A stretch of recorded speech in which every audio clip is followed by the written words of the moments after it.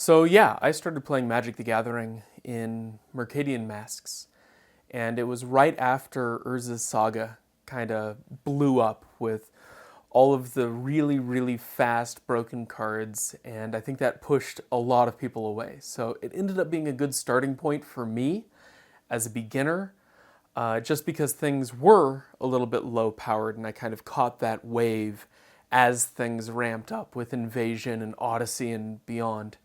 But I remember when I started, a lot of people asked me questions about why I wanted to play Magic, because that game was dead.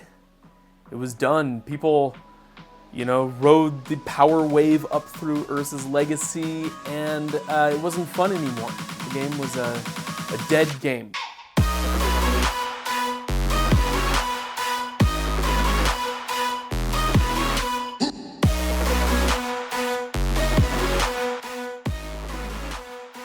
Everyone was moving on to other things. There were other trading card games coming out, but I had just started playing. And it's kind of funny because I remember I started playing right at the end of the school year. And so we went into summer break playing Magic with just a couple friends. So I was kind of insulated from the greater Magic community. I remember playing at a couple of summer camps with other friends, and all of them kind of had the same reaction. Well, I have a couple decks left, but I don't think I'm going to be playing the game for that much longer. And so that was kind of a eye-opening experience, that people really believed the game had died, that it was done. So should I just talk? Cool. Yeah, I mean, I guess I became a planeswalker a long time ago, but I didn't become a ranger for the Blind Eternities until well after Urza had set off the Silex when he was fighting the Phyrexians.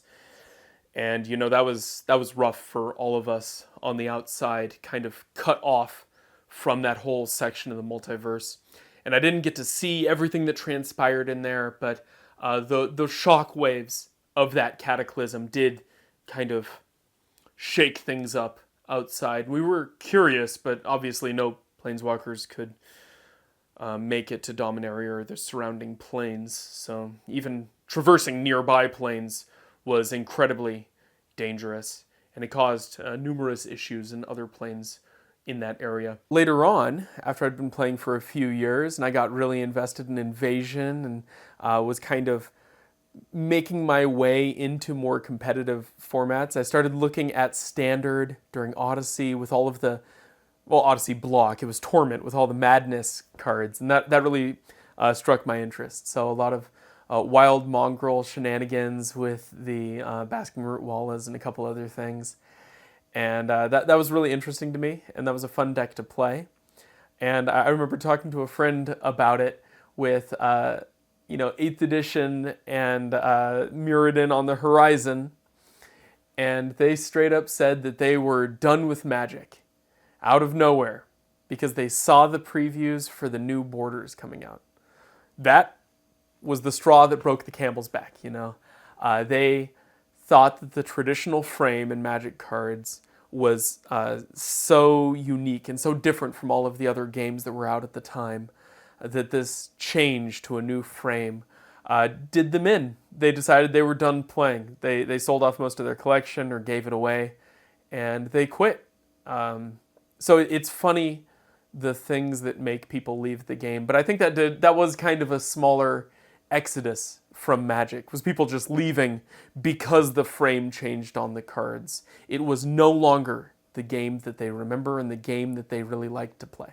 There were several other cataclysms that happened there, and obviously I'm getting most of this information secondhand, being on the outside, but from what I heard, there was a second altercation with the Phyrexians on Dominaria, and I don't think we really understood the scope or really the destructive power of the Phyrexians. We knew of Yawgmoth, we knew of the experiments, and a couple of the other things that he did, but I think it did get out of hand and definitely progressed way beyond our understanding after that had already broken apart from the multiverse.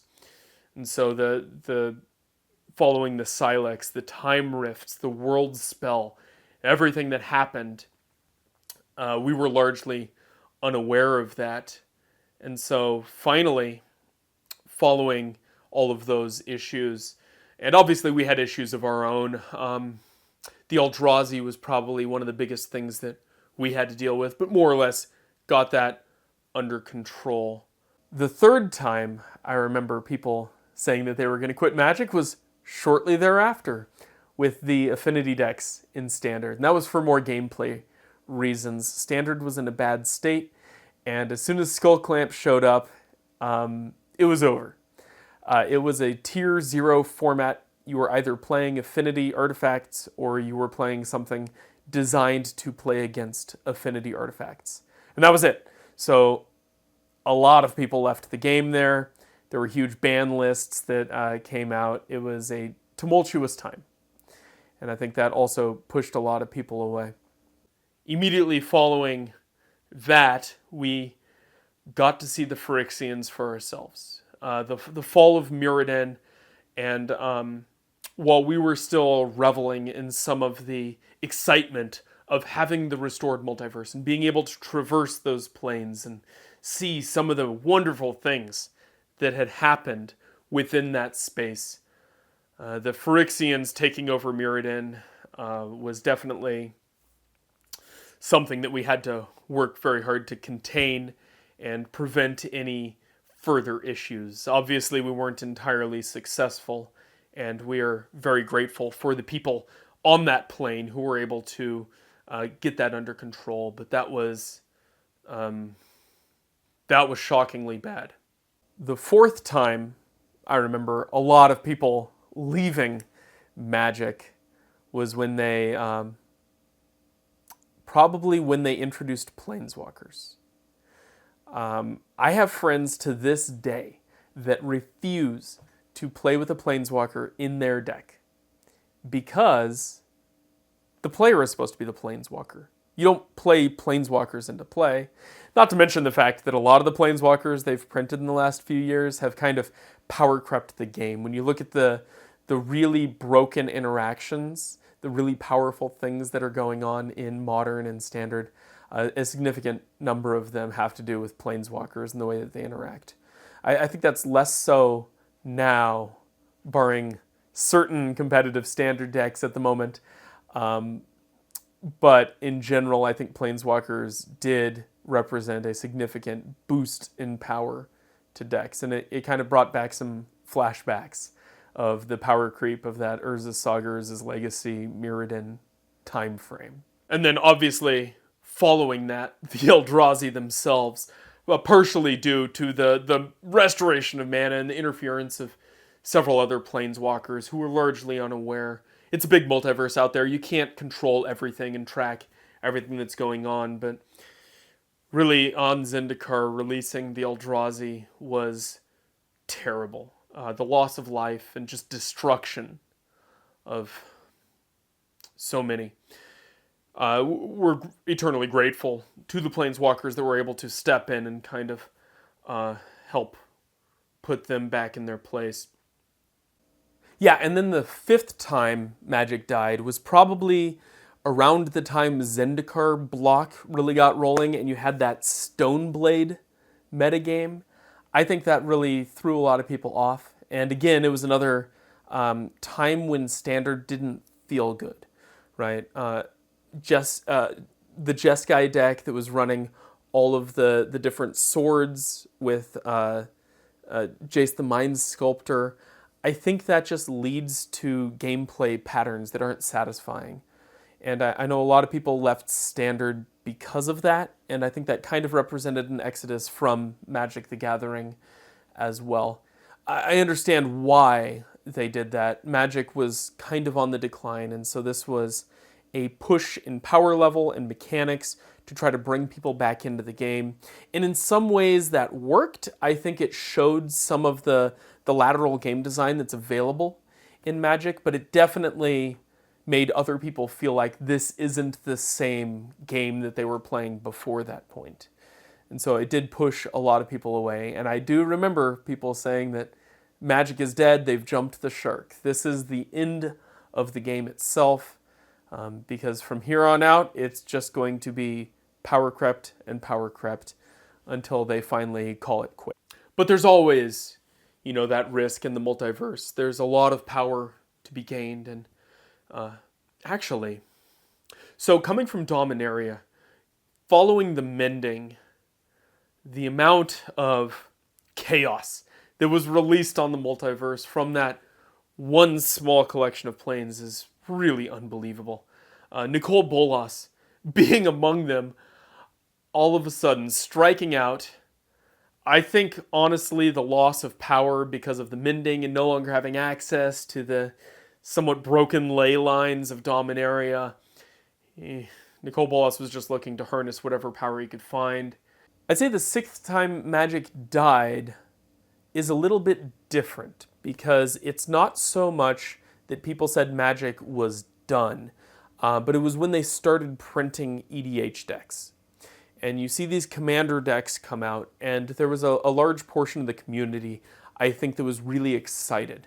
Finally, they're doing something for casual players. They're making something based on a format that isn't one of their flagship competitive formats.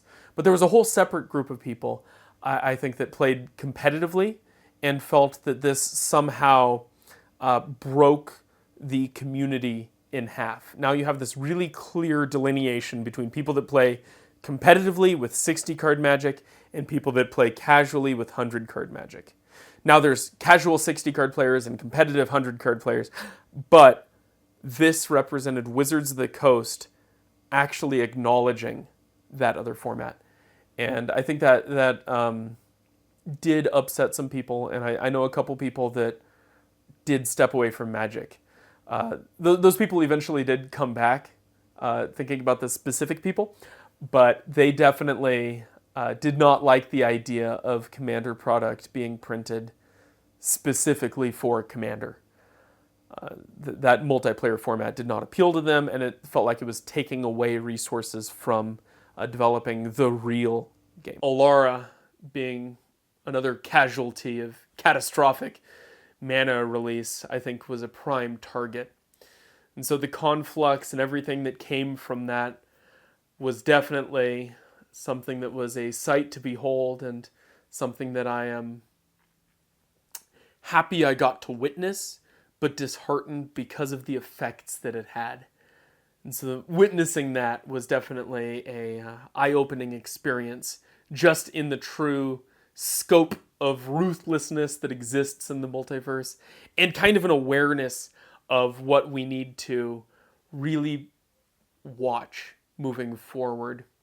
So the seventh time Magic died, in my memory, is probably when Modern Horizons came out. I think people felt a little weird about a set being printed directly into and for Modern.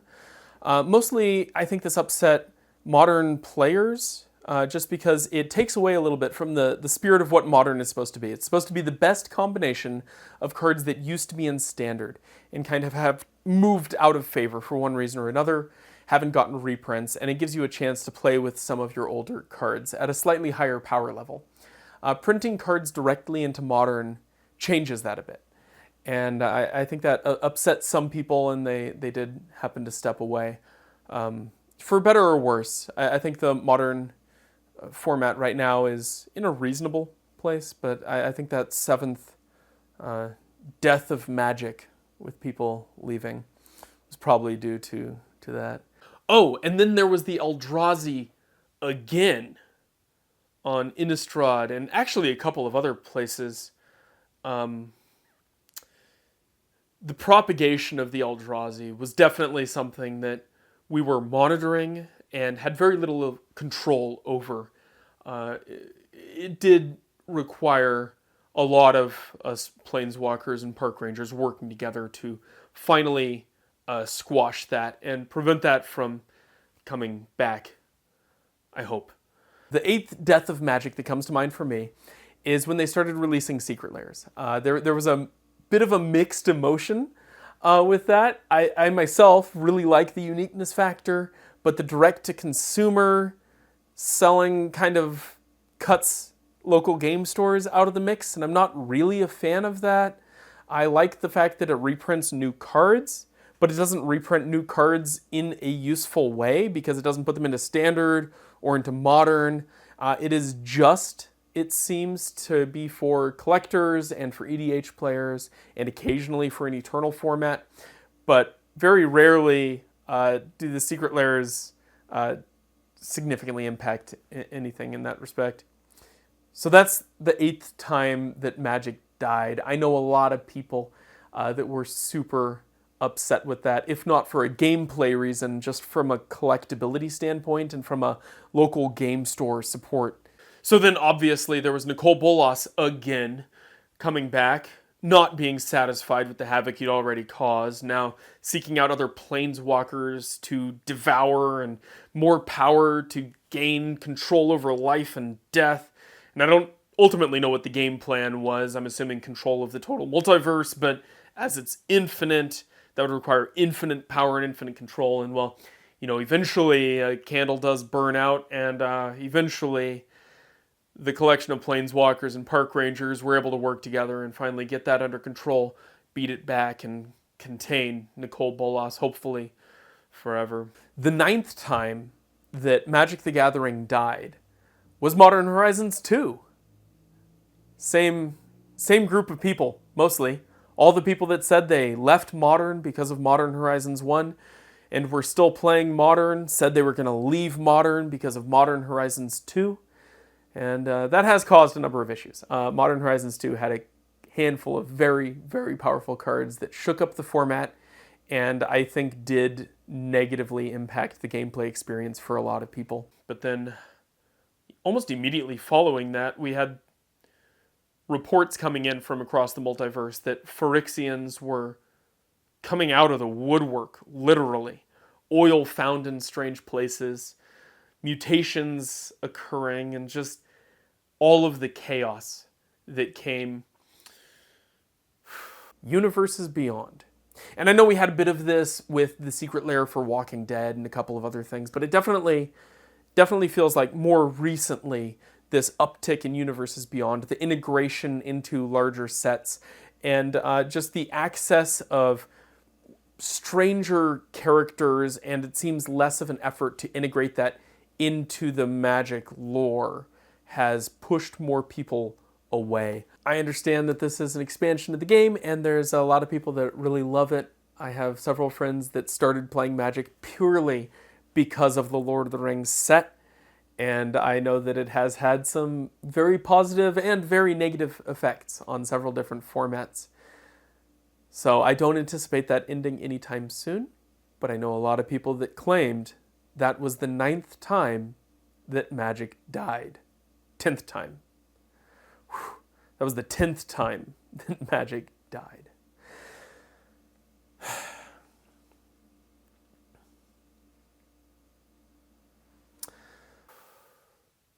The struggle against the Phyrexians, it almost feels as if it were better to have let the mending not happen and keep all of that contained within Dominaria. But we do what we can, and in pursuit of a peaceful multiverse, we were able to finally subdue the Phyrexians, and I think for the first time in a long time, we are relatively cataclysm-free. So the 11th time that Magic died was probably cowboy hats. Yep, Thunder Junction, right now. There's people that are ringing the bell for the end of the game, saying that this has gone too far. This doesn't feel like Magic anymore. Planeswalkers shouldn't be in a cowboy setting. And I think this is the same argument for Universes Beyond. This is the same expansion of the lore into unique spaces that we've seen 100 times before. So that was the 11th time that Magic died. That comes to mind for me. I'm sure there's been many others, and I'm sure in a few months we'll have to update this, talking about Modern Horizons 3 and the commander decks that are printed along with those. But no doubt that will be the 12th time that Magic died. So long story short, Magic has died many times. The death of Magic is a topic that comes up often. And I'm sure at some point in the future, Magic will actually die. It will stop being supported. New cards will stop being made. And we'll find ourselves with barely hundreds of thousands of cards to continue playing this great game. And it definitely won't be picked up by a community of custom card makers moving long into the future, unsanctioned by Wizards of the Coast. But whenever I have these discussions, I like to look back to one particular letter that was posted to an old forum in 1994. And as I read this, I want you to think about how these words echo through the last 30 plus years, and how many of these words you hear today, and how a lot of these sentiments are still around. This was posted by Carl Borst in 1994. There has been some discussion here regarding the death of Magic the Gathering, yet the key to all these discussions has been the popularities of other games, with the suggestions that if people start playing another game, that they will stop playing Magic the Gathering. This is just silly. There are lots of people like myself who play all of the games because we like the genre. Yet I think that the death of Magic the Gathering is still very possible, not because of any game except Magic itself. The problem is that in the pursuit of cash, Wizards of the Coast may kill Magic completely by mistake. Currently, there are over 1,000 different Magic cards. There are hundreds more in the works. Were I a person getting into Magic now, the sole idea of having to spend literally thousands of dollars to actually have any hope of getting the whole game would put me off. I would just say, to heck with it. Of course, I'm sure that the current market of people who go bananas over each new release could get the game going even if no one else began playing. No, to kill the game, Wizards of the Coast would have to release more stupid cards. I define stupid cards as cards so poorly thought out that their abuse or need for restriction becomes inevitable. A good example is the Maze of Ith. Why was this card even created? There already exists a card which did what it does, Ebony Horse, which is balanced by high casting cost and usage cost. The Maze of Ith, on the other hand, has no casting cost, is uncounterable, and costs nothing to use. It is completely unbalanced, instant restriction. Has Wizards of the Coast learned their lesson? Perhaps, but probably not. As I sit here typing, I already know there is a 300 plus card set on its way, Ice Age. Great set, by the way. That has a whole slew of paperbacks that are planned, each with new cards, and that a comic book series based on Magic the Gathering is in the works, with covers by Charles Vess. No doubt, this series will contain a new card with every issue, with all of the basic combinations and card ideas used up. Designers are trying to push the envelope, producing cards that are even more powerful than the last set, or that introduce new ideas into the game, like the tides in Fallen Empires. Is it not just a matter of time before more and more badly designed cards appear? What is the solution? All I can suggest is slow down. Put the expansion sets out every 4 months instead of every 2. No more 300 plus card sets, period. If you release a comic, don't put a card in every issue. Release promo cards like the Dragon. Maybe twice a year. And more than that, playtest longer. I mean, work those cards to the bone. Have one player use 4 and another player use none, and watch the frustration levels rise. Look for degenerate uses. Try to find ways around those uses. If you can't scrap the card, pay special attention to artifacts and lands. I love this game. I play constantly, and when I'm not playing, I'm thinking about new decks, new strategies, new combos. I just hate to see it drive itself into the ground. Carl J. Borst. I love that people were so invested in the game a year and a half after its release. I was late to the game relative to these people. They saw it from the inception. A lot of them participated in their playtests. And I think it's really cool to see people already thinking about where the game is going, how the designs can change, and kind of what the dangers were down the road. Now, a lot of the comments here, I think some of them have come to pass. There are aspects of the game today that people then would think are detrimental. Strategies that don't really exist anymore, things that are considered taboo, that maybe were core to the game back then. Reading through the thread that this post spawned, I'll link to it below so you can read the whole thing. It's really interesting. The number of times land destruction comes up as a deck you have to prepare for and a whole strategy that drives the game forward, I think is really interesting. But by far my favorite response in the entire thread comes in the next post, and I'm just going to read the last sentence of it. The body of the post is very detailed and breaks down every single point and kind of provides a rebuttal to it. But the last couple sentences of the post, I say, live with the new cards. Enjoy them. And remember, it is a game. Play it for fun sometime. The poster's name is Sea Wasp. And Sea Wasp, I'm with you. Let's ride this out. There's a bunch of new sets coming out every year. There's secret layers and universes beyond and all sorts of weird stuff, I'm sure, that's going on that we don't even know about. I'm excited to see what comes, and honestly, there's things that I'm probably never going to touch. There's things that don't appeal to me, different strategies and play styles that I find uninteresting. And having a response to that is just part of the game. So get out there and build some new decks, try some new stuff, and hey, if a product isn't for you, maybe the next one will be. It's been nice talking to you.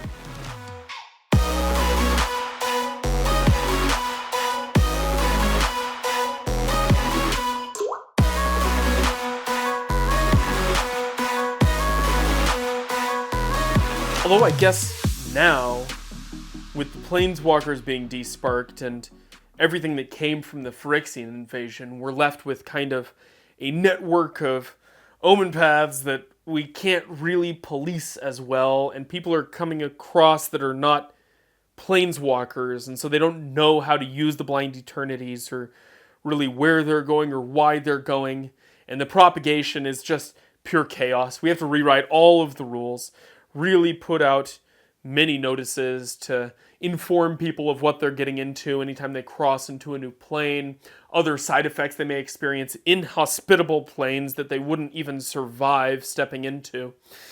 Not to mention the fact that down the horizon we can see that there's people that are trying to wake up the Eldrazi for some reason. I'm assuming it's just to gain more power, but you can't gain power from the Eldrazi. Eldrazi use you for their power, and it's going to cause more chaos, and there's just going to be a whole mess looking forward, and I think we have our work cut out for us.